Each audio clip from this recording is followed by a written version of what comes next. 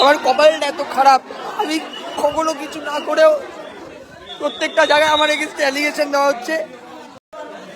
আমি একটা মানুষের কোনোদিন ক্ষতি পর্যন্ত করিনি। আজকে যেখান থেকে আজকে পুলিশ আমার হাত করে দিয়েছে।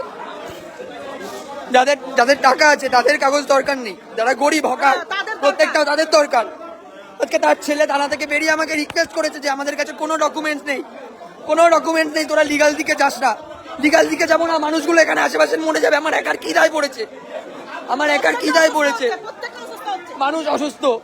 আজকে সেই জায়গা থেকে এরা লিটারালি আজকে আমি লাইভটা অন করার আগে পর্যন্ত এরা এমন ভাবে ব্যবহার করেছে যেন আমি একজন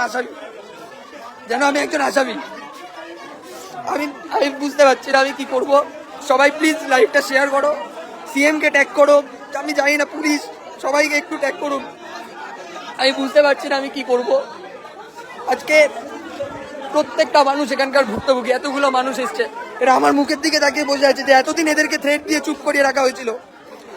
আমি ভয় পাই না, আমার কোনো ভয় নেই, কিন্তু আমার মান সম্মান তো আছে। আজকে এই যে আমার সাথে যে ব্যবহারটা করা হয়েছে, আমি এগুলো তো ডিজার্ভ করি না।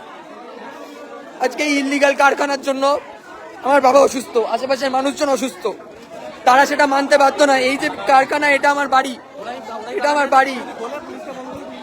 তারা সেই জায়গা থেকে আজকে আমাকে স্বীকার করতে রাজি না যে আমি এখানে থাকি। তারা বলছে রাস্তার ওপারে বাড়ি, আমরা কথা শুনবো না, আমরা প্রতিবেশী নই। আজকে একটা প্লাস্টিক যদি পড়ে 14 ঘন্টা প্রত্যেক দিন, সবাই জানে মানুষের কি পরিমাণ ক্ষতি হয়। সবার কাছে আমার রিকোয়েস্ট, লাইভটা শেয়ার করে সিএম কে, আমাদের সরকারকে, থানা, আমি বুঝতে পারছি না কোথায় আমার মাথা কাজ করছে না। ভিডিওতে যাকে দেখছেন তিনি হলেন রাহুল দে। কম বেশি তাকে সবাই চেনেন, ইউটিউবার রাহুল দে, যিনি যথেষ্ট পরিচিত এবং বেশ কিছু ইন্টারন্যাশনাল ইভেন্টসও পার্টিসিপেট করেছিলেন, ব্র্যান্ডিং করেছেন। তো সেই রাহুল দে হঠাৎ করেই আজকে একটা লাইভ করেছে, যাতে দেখা যাচ্ছে যে তার বাড়ির ঠিক উল্টো দিকে একটা অবৈধ প্লাস্টিক কারখানা থাকার জন্য সেখানকার মানুষজন অসুস্থ হয়ে পড়ছে। প্লাস্টিক সারাদিন পড়ছে, তা থেকে যে পলিউশন আসছে সেজন্য তার বাবা অসুস্থ হয়ে পড়েছে, আশপাশে বহু মানুষ অসুস্থ হয়েছে। সেটার জন্য তিনি প্রতিবাদ করেছিলেন আজ প্রায় 2-3 মাস ধরে। কিন্তু প্লাস্টিক কারখানার মালিক সেটা শুনতে নারাজ। লোকাল থানায় কমপ্লেন জানাতো, সেখান থেকে খুব একটা সদুত্তর পাওয়া যায়নি। আজকে এতটাই বাড়াবাড়ি হয়ে যায় যার জন্য তিনি কমপ্লেন করেন এবং চেঁচামেচি করতে সেখানকার লোকজন তাকে হুমকি দেয় এবং পুলিশ প্রশাসন এসেও তার উপর চড়া হয়, তাকে মানতে রাজি নয়। ফেসবুক লাইভে তিনি পরিষ্কার বলেছেন যে কীভাবে তাকে মেরেছে, আশপাশের লোকজনও বেরিয়ে পড়েছে, তারাও সবাই অসুস্থ হয়ে পড়ছে দিন ধরে। তাই তিনি বাধ্য হয়ে বলেছেন যে এটা লোকাল পুলিশকে জানিয়েও কিছু হচ্ছে না, যেহেতু সবাই সিএমকে ট্যাগ করুন। ব্যাপারটা কি জানেন তো, পশ্চিমবঙ্গে পরিবর্তন হলো, মানুষজনের মানসিকতা পরিবর্তন হয়নি। অবৈধ নির্মাণ, অবৈধ কারখানা চালানো, যেটা কখনোই উচিত না কোনো লোকাল এরিয়াতে যেখানে মানুষজনের বসতি রয়েছে, সেখানে এই ধরনের প্লাস্টিক কারখানা চালানো একেবারেই অবৈধ, অনিয়ম। তা সত্ত্বেও সেটা বছরের পর বছর চলে আসছে। রাহুল দে বেশ কয়েক বছর আগে তার মাকে হারিয়েছিলেন। তিনি চাইলেন এখান থেকে বাড়ি বিক্রি করে চলে যেতে পারতেন, কিন্তু যেহেতু তার মায়ের বাড়ি, সেই স্মৃতি আঁকড়ে তিনি রয়েছেন। তার মাকে স্মরণ করেই তিনি সম্প্রতি একটা বুটিক ওপেন করেছেন, যেখানে খুব কম টাকায় মহিলাদের জন্য তিনি শাড়ি বিক্রি করছেন, খুব কম টাকায়। এবং তিনি বলেছেন যে এই ডোনেশন বা এই সোশ্যাল ওয়ার্কটা তিনি চালিয়ে যাবেন। এখানে দাঁড়িয়ে থেকে এই কারখানার প্রতিবাদ করায় তাকে রীতিমতো টাকার অফার করা হয়েছিল যাতে মুখ বন্ধ করে থাকা যায়।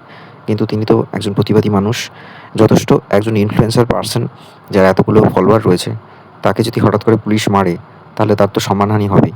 তাই তার চোখ দিয়ে জল বেরিয়ে পড়েছে। এটা ভয়ের কান্না নয়, সম্মানহানির কান্না, বোঝাই যাচ্ছে। এটাই হয়ে গেছে পশ্চিমবঙ্গের কালচার। কেউ কাউকে মানে না, শুধু দাদাগিরি চলে, যার ফলস্বরূপ আজকে একজন নামী ইউটিউবার সেও প্রহিত হয়েছে। ভিডিওটা যত সম্ভব শেয়ার করুন, সবার মধ্যে এটা যত শেয়ার হবে মানুষের মধ্যে অ্যাওয়ারনেসটা তত বাড়বে।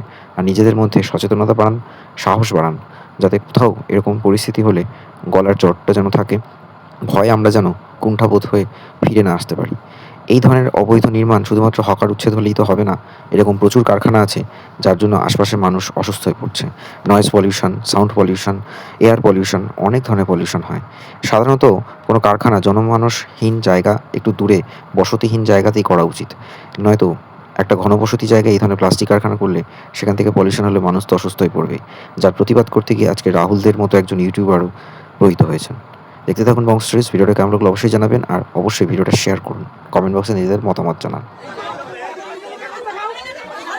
অফিসার ভেতরে ভয়ে পালিয়েছে, সবাই জানে আমি কেমন ছেলে। অফিসার ভয়ে ভেতরে পালিয়ে, অফিসারের নাম পরিতোষ রয়। সে কোনো ডকুমেন্ট তারা দেখাতে পারেনি। সে বলছে সে আমাকে থ্রেট দিচ্ছে। তারা